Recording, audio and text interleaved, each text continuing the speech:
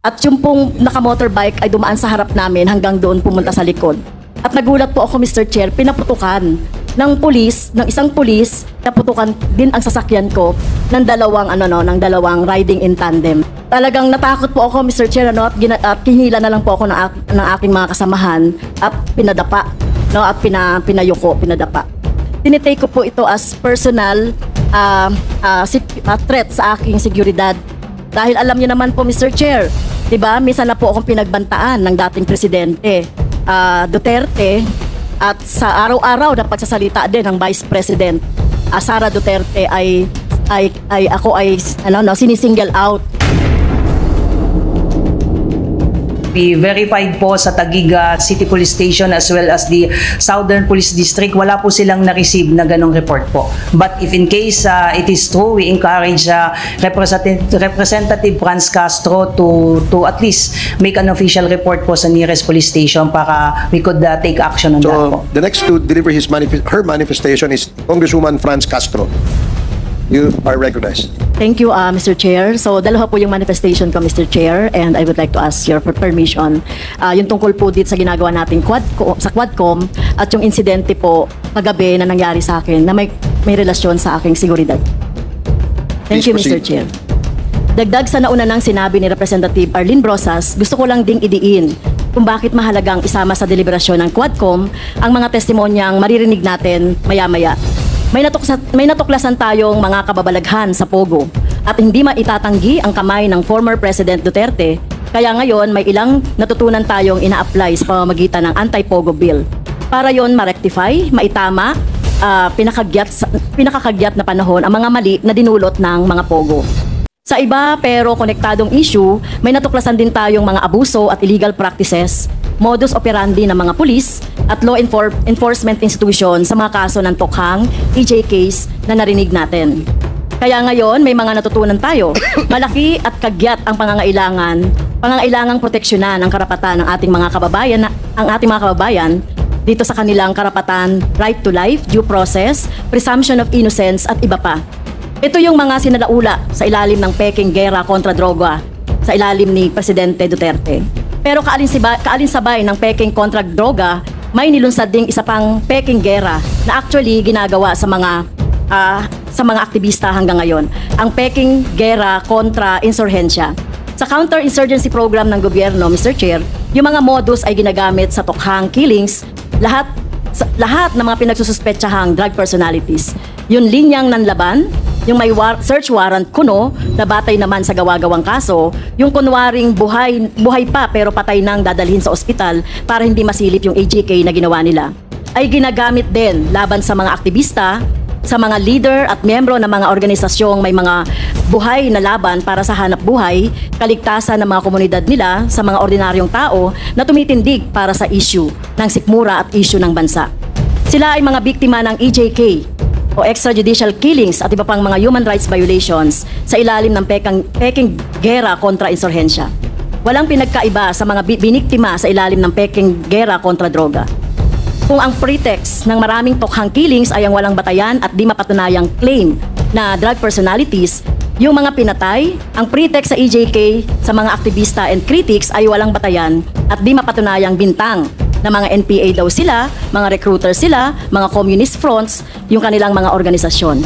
Naniniwala kami, Mr. Chair, na hindi dapat natin isara ang super committee na ito ang taon nang hindi natin nasisilip ang mga kwento ng ilan sa mga biktima ng peking gera kontra insurhensya.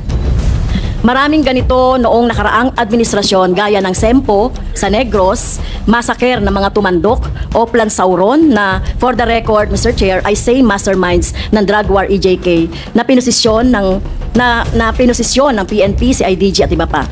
Pero nagsimula po tayo sa kaso ng EJ case ng 3 minasaker na sa isang Bloody Sunday noong 2021 sa Calabar Zone.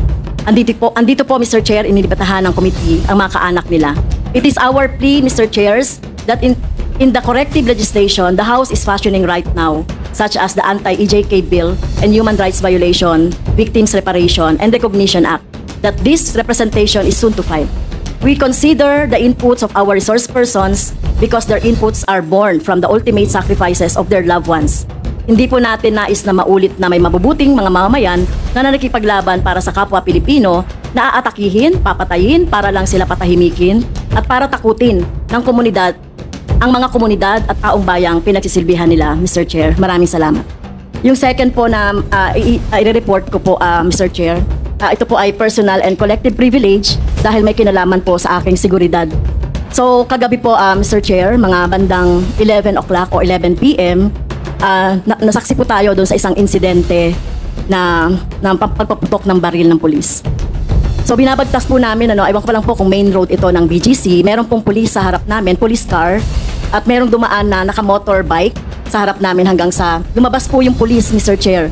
Doon sa mobile car po, lumabas po yung dalawang police at hinabol po yung naka-motorbike. At yung pong naka-motorbike ay dumaan sa harap namin hanggang doon pumunta sa likod. At nagulat po ako, Mr. Chair, pinaputukan ng isang pulis, yung naka-motorbike. So, hindi namin alam kung anong insidente ito, ano ba itong mga naka-motorbike na ito. Talagang natakot po ako, Mr. Chair, at kinila na lang po ako ng aking mga kasamahan at pinadapa, at pinadapa. Natakot po ako, Mr. Chair, dahil bakit po nagkakaroon ng ganitong insidente na sa gitna ng traffic? Sa gitna po ng traffic, Mr. Chair, ay nagpapaputok ang pulis. So tingin ko po ay hindi tama ito dahil sa gitna po ito ng mga sibilyan at traffic po ito at marami pong sasakyan. So naalala ko po, Mr. Chair, yung insidente na naganap noong 6 years ago sa Talaingod na kung saan nandun po kami sa isang lugar sa Talaingod ay pinaputukan din ang sasakyan ko ng dalawang riding in tandem. Kaya po sana po ay magkaroon tayo ng report, lalong-lalo na po dito sa station ng police na sumasakop po sa BGC, kung ito po ba ay legitimate na operation. Pero hindi po dapat nagpapaputok sa harap ng mga civilian. Alam ba nila na nandoon po ako? Sa gitna po nagpaputok, hinabol sa likod. Kaya po, Mr. Chair, tinitake ko po ito, kung hindi po magkakaroon ng police report na kung ano man po itong insidente na ito, tinitake ko po ito as personal threat sa aking seguridad. Dahil alam niyo naman po, Mr. Chair, diba, minsan na po akong pinagbantaan ng dating presidente Duterte at sa araw-araw na pagsasalita din ng Vice President Sara Duterte ay sinisingle out. Kaya po, Mr. Chair, gusto po sana na magkaroon na ng full incident report or police report sa nangyari kahapon doon sa BGC. At maituring po ito na makonsider itong serious. Dahil siguro tayo po, ako tinitignan ko rito na may kinalaman sa aking trabaho dahil alam niyo naman po ako yung very vocal doon sa pagsasalita sa mga committee, sa Quadcom, sa Good Government. Kaya po sana po ay mapatawag natin ang station commander, i-report itong insidente na ito at yung dalawang pulis, yung isa doon ay nagpaputok. So hindi dapat nangyayari yan, lalong-lalo na sa gitna ng mga civilian, Mr. Chair. Okay, we take note of the manifestation of Congresswoman Franz Castro. Nandito naman po ang ating mga kawani ng Philippine National Police, ang office ng CIDG. So please, who is representing CIDG here now? The NPNP? May I know, Colonel, what is your name? Yes, sir, Mr. Chair. I'm Police Colonel David Oclay of the CIDG, the Deputy Director for Operation. Okay. I represent Police Brigadier General Torres. Okay, thank you, Colonel. Colonel, Thank you. I believe you heard what Congresswoman Castro has stated before this committee, and it is of paramount importance for the committee as well as the whole House to protect its members. Dahil sa nangyaring yan, we would request that you facilitate and submit to this committee the police report on that incident that happened last night, Congresswoman Castro. Anong oras po yan? Bandang 10:30 to 11. Around that time sa BGC area. So please coordinate with the Chief of Police of Makati as well as the Station Commander of the said district. Mr. Chair, I'm sorry, it's Taguig. Oh, okay. I'm sorry, it's Taguig. Correction, it's in the city of Taguig. Okay. So, Thank you. PNP, please take note of that and submit the report to this committee. Thank you all for watching this here video.